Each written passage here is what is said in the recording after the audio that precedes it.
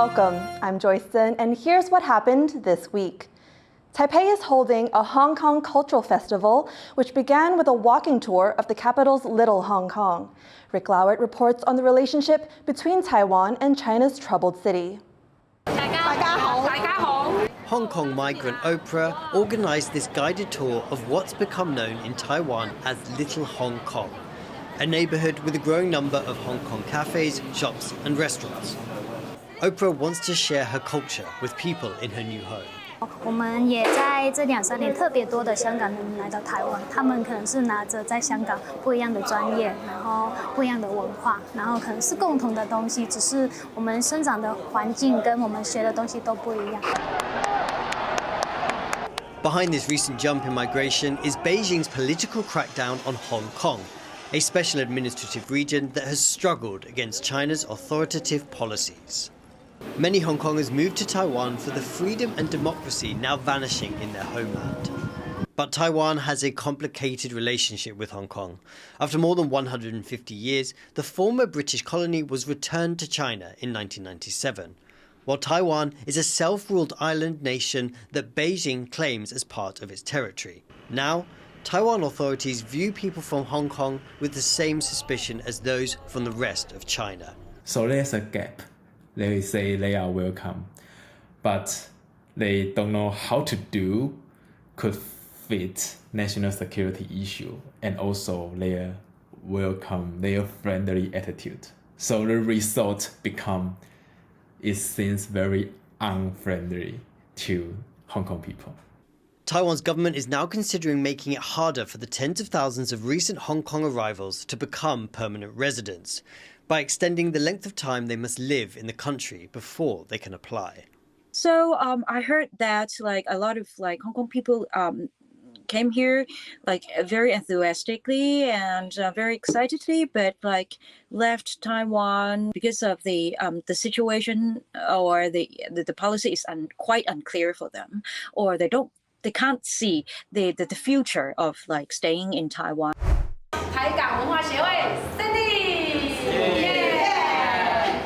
This old Taipei neighbourhood is settling into its new popularity as a centre for Hong Kong cuisine and culture. The troubled city, 700 kilometres away, is making its mark on Taiwan, even as authorities here seem uncertain about how to deal with the influx of Hong Kongers. Scott Huang and Rick Lowert for TaiwanPlus. This weekend marked 80 years since thousands of Taiwanese teenagers were sent to Japan to help the country's war effort in the final days of World War II. Our reporter Ed Moon was in the southern city of Kaohsiung for the unveiling of a memorial dedicated to their efforts, and to learn more about Taiwan's role in the war. A moment 8 decades in the making. A monument unveiled commemorating over 8,000 Taiwanese teenagers who volunteered to help the Japanese during the Second World War. It's a controversial memorial, though at that time, Taiwan was a colony of Japan. Those being remembered here were not soldiers, and many were no older than 13 at the time, enticed by high salaries and promises of qualifications after the war. They were recruited to help repair aircraft for the Japanese Navy, as part of a group known as the Xiaonian-gong. 93-year-old Dong Junxian is one of the dozen or so surviving members of that group. Some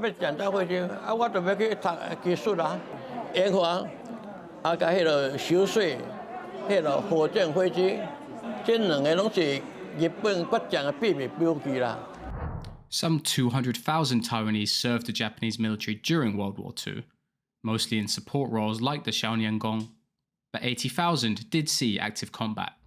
People in Taiwan who fought in the Second World War are often thought of as being overwhelmingly Chinese. Those who came here after the war received state pensions and national honors. But many Taiwanese actually fought for Japan as citizens of the Japanese Empire. And for decades, they received no recognition at all. Taiwan became a colony of Japan after China lost the First Sino-Japanese War in 1895. While there was plenty of Taiwanese resistance to the new rulers, by World War II, several generations of Taiwanese had already been educated as Japanese citizens. Many saw themselves as Japanese, but after the war, Taiwan was taken over by Chinese nationalists and the Republic of China, which at that point had been at war with Japan for nearly 10 years. That made it hard for Taiwanese who had served for the Japanese to talk about their experiences.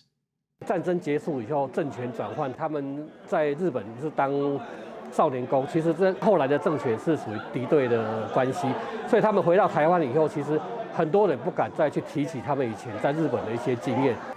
The Japanese military was responsible for numerous atrocities across Asia during the war, and that legacy continues to cloud relations between Tokyo and its neighbors. But unlike in China and Korea, where anti-Japanese sentiment is common, many in Taiwan are much less hostile to the Japanese view of the war. 在1945年之前，台湾也就是日本人。国家有战争、有国难的时候，我们身为国民，是不是应该付出我们的一个力量，去对抗外国？美国、英国也是为了他们国家的这个理念而战争。那我们台湾跟日本也是为了国家的理念而战争。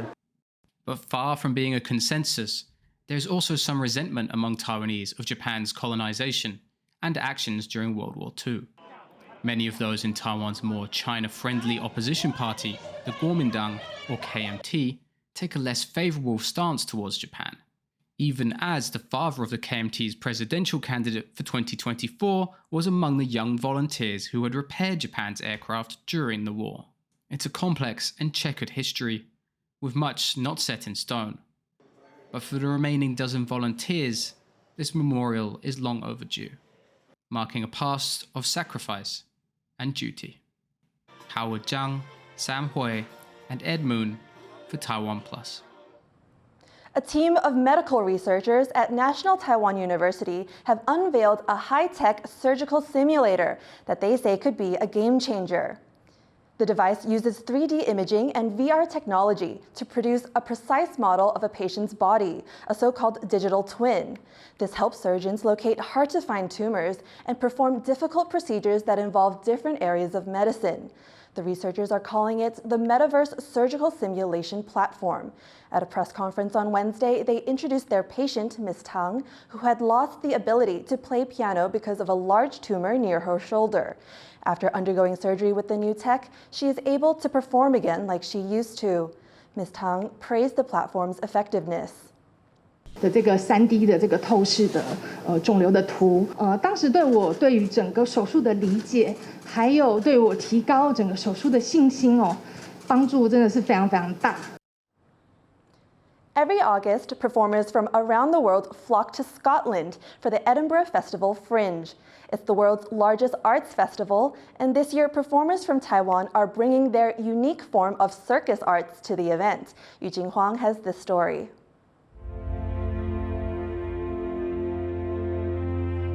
In the dark, light plays gently over the contours of these dancers' bodies, symbolizing an awakening of female consciousness. This piece, hashtag since 1994, is by Eye-Catching Circus, Taiwan's only circus troupe led by women. The performance art piece explores how women juggle societal expectations, physical autonomy, and feminism. It's just one of the shows that Taiwanese performers have brought to this year's Edinburgh Festival Fringe. Aside from offering a critical view on gender oppression, the creators also want to introduce Taiwanese circus arts to an international audience. 我觉得这个作品最重要传递给观众感受最重要回到自己之外，还想要让国外的观众了解台湾、亚洲目前的马戏生态，我们现在关注的什么事情，关心什么事情，然后跟我们自己现在所面对的一个性别的意识抬头这件事情。Another Taiwanese performance troupe, which also specializes in circus art, is 0471 Acrophysical Theater. Their piece Duo only involves 2 people for the entire production. Creator Sun Zhengxue hopes to visually symbolize a couple in a relationship through dance movements. The performers balance themselves delicately, exchange looks, and dodge one another, metaphorically depicting the mixture of love, anger, passion, and chaos in the ways romantic partners interact. 那它其实相较于欧洲目前的马戏，我认为是一个非常大的差异，是它用了单一的项目，然后去贯穿整支演出。然后整支演出并不是说像是以技术型的一直要叠高技术，而是去真的很扎实的在叙事上面这样子。The Edinburgh Festival Fringe started decades ago to challenge the more mainstream Edinburgh International Festival. Since then, the event has changed the performance arts world. With that success has come a huge rise in its popularity and prominence, meaning it's also become far more difficult for the thousands of shows staged there to find a speak and audience. But the spirit for the festival remains the same. And any artist can come to the city to try and find some new fans, including those performers from Taiwan who are there to share their circus skills and art forms with the rest of the world. An Qimao, Klein Wang, and Yujin Huang for TaiwanPlus. In sports news, the World University Games wrapped up in Chengdu, China on Tuesday. Leslie Liao takes a look at how Taiwan performed. 10 gold, 17 silver, and 19 bronze. That was Taiwan's medal haul at the World University Games, also known as the Universiade, in Chengdu, China. The competition is seen as the Olympics for student athletes. Taiwan sent a team of 210 to take part, and the roster came up big for the island nation. This year, Taiwan walked away with 46 medals, ranking 8th overall, excelling in athletics, badminton, gymnastics, tennis, and martial arts. 5 of the country's gold medals came from tennis. The only time Taiwan has performed better was in 2017 when it hosted the Universiade. On Wednesday, President Tsai Ing-wen met with the team to congratulate them. 我要谢谢各位选手，让世界看到台湾的体育的实力。 But these athletes can't rest easy just yet. Many of them now need to prepare for the Asian Games at the end of September, also in China. Then it's on to the 2024 Olympics in Paris. 这块奖牌非常不容易，能够创造这样的历史，也希望保持这样的气势，能够继续延续到接下来的赛事。也祝福大家都能够创造更好的成绩。 If Taiwan's Universiade results are any indication, the country has a great deal of momentum going into the challenges to come. Joseph Wu and Leslie Liao for TaiwanPlus. Taiwan's top badminton players are gearing up for the Asian Games in China this September. Our reporter Sandy Chi went to meet them at their training center. This is not an ordinary badminton practice, but elite-level training that requires a lot of technique and adjustments. Behind me are Taiwan's top badminton players gearing up for the Asian Games in China this September. They're here at the National Sports Training Center making final preparations. The men's team representing Taiwan includes Wang Ziwei, an Olympic medalist Li Yang, and Wang Qiling. Li and Wang won gold in the Olympics men's doubles in 2021, the country's first gold medal in the sport. 2 years later, the pair also bagged gold at the 2023 Japan Open. They're currently ranked 12th in the world for men's doubles. The partners have been playing together for 4 years now, but it was a challenging road to get to where they are. Doubles players have to always be aware of their partner's location and often have to adjust to stay in step with each other. 最大的调整应该是最近去面对问题吧。我觉得在煎熬的时候还是去面对问题。我觉得这才是身为一个运动员需要去做的，就是在错误中寻找进步的方法，因为不会有人一直拿冠军。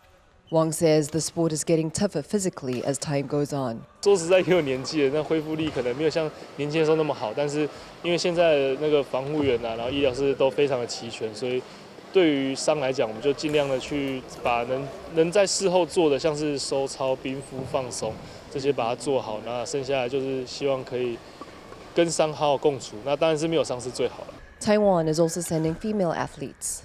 Many have high hopes for 29-year-old Dai Tseng, who is an Olympic silver medalist and a badminton legend in the country.